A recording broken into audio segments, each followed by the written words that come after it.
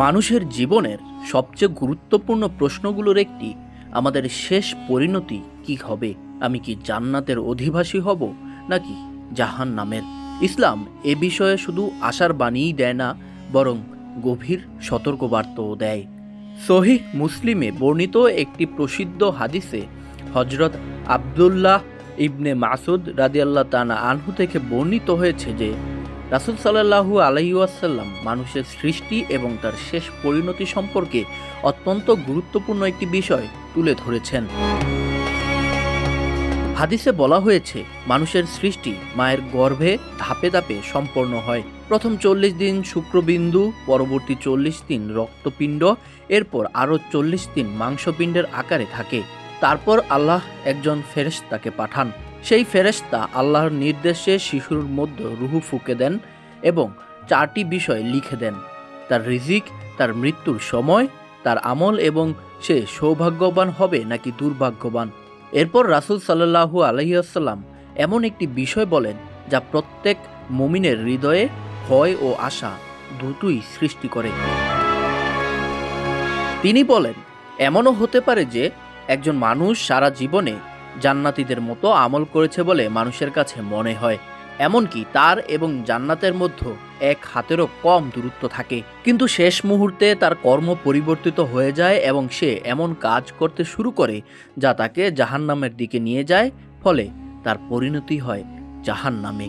আবার এমনও হতে পারে একজন মানুষ দীর্ঘ সময় জাহান্নামীদের মতো জীবন কাটিয়েছে, কিন্তু মৃত্যুর আগে সে আন্তরিকভাবে তওবা করে, আল্লাহর দিকে ফিরে আসে এবং নেক আমল শুরু করে। শেষ পর্যন্ত আল্লাহর রহমতে সে জান্নাতে প্রবেশ করে।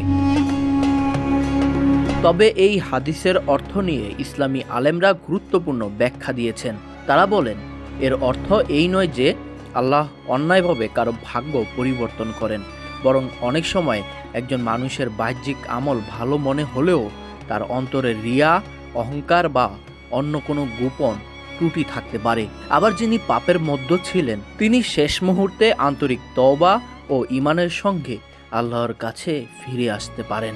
তাই ইসলামে একটি বিষয়ের উপর বিশেষ গুরুত্ব দেওয়া হয়েছে, হুসনুল খাতিমাহ, অর্থাৎ ঈমান ও নেক আমলের উপর জীবনের সুন্দর সমাপ্তি। এ কারণেই রাসূল সাল্লাল্লাহু আলাইহি ওয়াসাল্লাম বারবার আল্লাহর কাছে উত্তম পরিণতির জন্য দোয়া করতেন এবং সাহাবীদেরও তা করতে উৎসাহিত করতেন। এই হাদিস আমাদের আরেকটি বড় শিক্ষা দেয়, কোনো মানুষ সম্পর্কে নিশ্চিতভাবে জান্নাতি বা জাহান্নামী বলে রায় দেওয়া উচিত নয়, কারণ একজন মানুষের প্রকৃত পরিণতি আল্লাহই ভালো জানেন, আর জীবনের শেষ মুহূর্ত পর্যন্ত পরিবর্তনের সুযোগ থাকে। তাই একজন মুমিনের জীবনে দুটি গুণ সবসময় থাকা উচিত: আল্লাহর রহমতের আশা এবং তার শাস্তির ভয়।